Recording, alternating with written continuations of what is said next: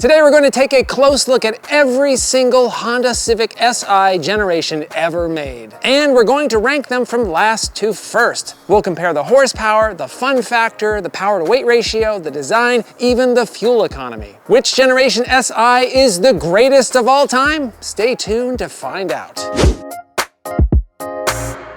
The Honda Civic has been around since 1972, and the Civic Si has been around since '84, '85 in the US, with the first gen Civic. The Si has, for the most part, been a staple in the sport compact world for over 40 years. And what actually makes an Si so good? Historically, it's been a lightweight package, a powerful rev-happy engine paired with a manual, practicality, good value, and good fuel economy.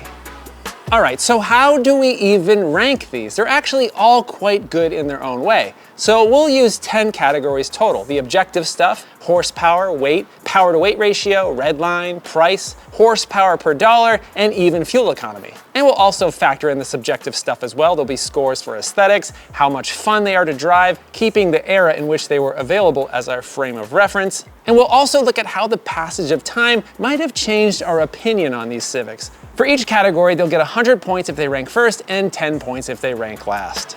Now, if I don't pick your favorite Civic as the winner, let me know in the comments below why you think I'm wrong. And keep in mind, I think pretty much all Civic Si's are fantastic. I would gladly own one from any generation. But as car nerds, we must choose a winner.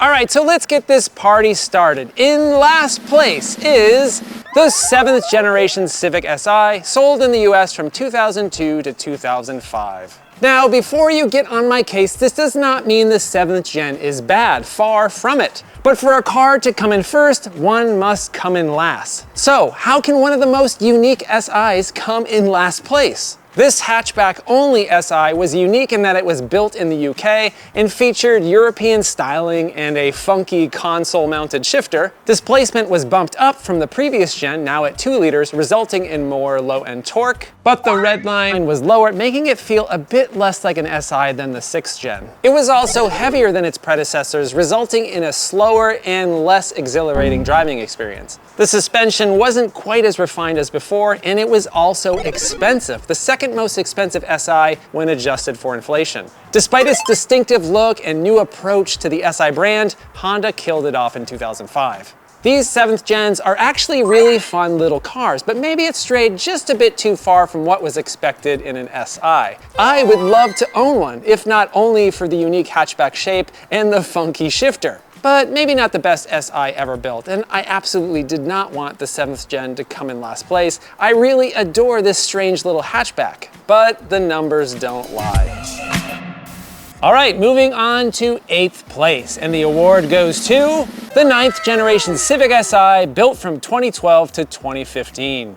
Now, once again, coming in second to last place doesn't mean the 9th gen is bad. But how can one of the most powerful Si's score so low relative to the other gens? So this Si featured a 2.4 liter engine churning out 201 horsepower and was bumped up to 205 horsepower in 2014. The rev limit was lower than some previous Si's, and the VTEC engagement wasn't quite as insane as the 8th gen. Even so, it delivered a fantastic driving experience similar to previous models, and it actually has a better power to weight ratio than the latest gen. But in my opinion, the thing that pushes it to last place is the styling. It's just not a very aesthetically pleasing exterior. The sedan is possibly the most boring looking Civic Si built, with little to differentiate it from other compact cars at the time.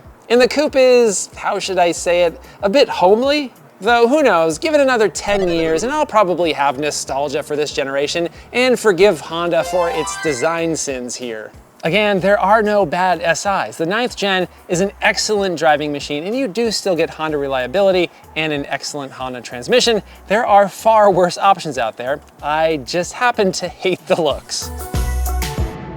All right, 2 down, 7 more to go. In 7th place, we have The third gen Civic Si sold in the US from 1986 to 1987. Now, this third gen was actually the first Si sold in the US. Earlier Civics could be had in the S trim, which stood for Sport. Those came with a manual transmission, though they had the same engine and suspension as other Civic hatches. In '86, Honda took it a step further with the first Civic Si in the US, eking out a bit more power from the 1.5-liter four-cylinder engine. It looks super rad with its slab-sided hatch and flat-faced wheels. It's by far the lightest Si ever built at under 2,000 pounds. It also, interestingly, made more torque than it did horsepower, 93 pound-feet versus 91 horsepower. And adjusted for inflation, it was the cheapest Si ever built by a long shot. The third gen Civic Si played an important role in igniting a passion for small, fun cars, and it paved the way for every other Si that followed it. But ultimately, this car was more of a warm hatch than a hot hatch, even when adjusting our expectations back to the mid-'80s.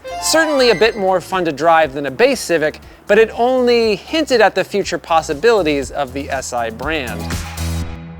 The honor of coming in 6th place goes to the 6th gen Si, sold in the US from 1999 to 2000. Now, I know a ton of you are wondering why this isn't in 1st place, but let's take a closer look. Being a 2-year-only Si, the EM1 Civic Si Coupe is a somewhat rare beast. They handled great, and a mighty powertrain could be found hiding beneath the extremely clean bodywork. Powered by a naturally aspirated 1.6-liter dual overhead cam inline-4 with VTEC, it made 100 horsepower per liter and revved to a sky-high 8,000 RPM. And it really seemed like the 6th gen was the right car at the right time. It helped spark a renewed interest in small displacement sport compact cars in the US. It helped define a new culture of modifications and upgrades. But over 2 decades later, the end result means that very few clean examples are left, and many 6th gen SIs have been modded and thrashed beyond the point of recognition.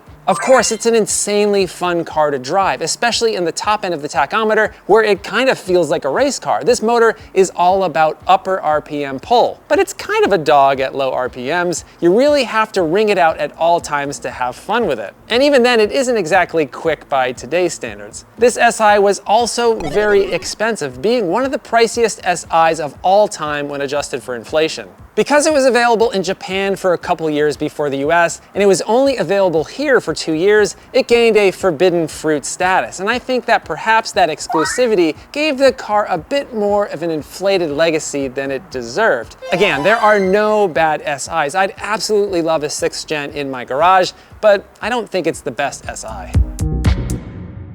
4 down, 5 to go. So the 5th best Civic Si of all time is the 10th generation Civic Si, sold from 2017 to 2020. This Si received a more powerful version of the 1.5-liter turbocharged 4 found on other Civics, and it could be had as a coupe or a sedan. 205 horsepower and 192 pound-feet of torque were on tap, with peak horsepower being made at 5,700 RPM. It was also outfitted with some fancy gizmos, sport-tuned suspension with adaptive dampers, a helical limited slip diff, and larger brakes and tires. The 10th gen is also one of the most powerful SIs to date. Even being the 2nd heaviest Si built, it leads the pack when it comes to power-to-weight ratio. And it's even tied for 1st place for best fuel economy. The handling is excellent, the steering is sharp. Objectively, it seems like it should be the best, so why is it only in 5th place? It really just comes down to nitpicks that set the 10th gen back. The engine doesn't really have all that much character compared to previous SIs.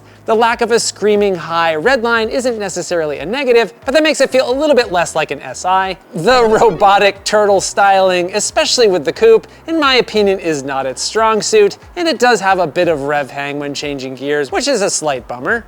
This 10th gen is a fantastic machine, but ultimately, there are a few small details that keep it from ranking higher. Okay, so we're in the home stretch. The 4th best Civic Si of all time is the 4th generation Civic Si, sold from 1988 to 1991. When I think of the phrase hot hatch, one of the first images that comes to mind is the 4th generation Civic Si. It's got rad styling, an extremely lightweight and balanced chassis, and very good handling dynamics. The 4th gen is downright slow by today's standards. Redline was low and peak power was not at a very high engine speed, but it's an incredibly rewarding, slow car fast type of experience. But what rockets the 4th gen away from the bottom of this list is the incredible value that it was back in the day. Not only did it return fantastic fuel economy, it was one of the least expensive SIs ever built, even when adjusted for inflation. The 4th gen was just an incredible bargain. Couple that with a super high nostalgia factor for its iconic hot hatch looks, and the 4th gen earns a respectable 4th place in the pantheon of Civic SIs. Down to the final 3. In 3rd place is the 11th gen Civic Si, manufactured since 2021 for the 2022 model year. This 11th gen Civic Si comes with a turbocharged, direct injected 1.5 liter 4-cylinder, making 200 horsepower and 192 pound-feet of torque. It's sent to the front wheels via a limited slip differential and a 6-speed manual transmission. No automatic is offered, just like every other Civic Si before it, which today is a pretty big deal, considering how few cars are sold with manuals anymore. Yes, it has slightly less power on paper than the 10th gen Si, though it does seem like Honda was pretty conservative with their official specs. Even so, it's the most horsepower per dollar out of any Si ever sold. Even though this 11th gen feels a bit large by Civic Si standards, and there is still a tiny bit of rev hang, it's still a ton of fun on a canyon road. It's still very much an Si, good amount of power, but not too much, and just the right gearing to keep the fun at lower speeds, and it has excellent steering feel. Click above to watch my full review of this 11th gen Si. Such a good Civic, but maybe not the best of all time, by just a hair. Okay, just 2 more to go. The second best Civic Si of all time is the 5th gen, sold from 1992 to 1995. Honestly, it was tough putting this one in 2nd place. I bet a lot of people expected to see this car here in 1st place, especially since I'm such a fan of the cars from the 90s. The early 90s was a great period for Honda, marked by significant strides in innovation and engineering. And you could really see these advancements in the 5th gen Civic Si. 125 horsepower doesn't seem like a lot by today's standards, but it felt like plenty in the 5th gen's lightweight chassis. When I think of an Si, this is the type of driving experience that first comes to mind. Not only is it a pure joy to drive, it's also quite cheap to operate. It's tied for the best fuel economy out of all generations. It's also extremely practical with a hatchback design that provides a ton of space. At the time this was released, it set the bar in terms of fun to drive economy cars.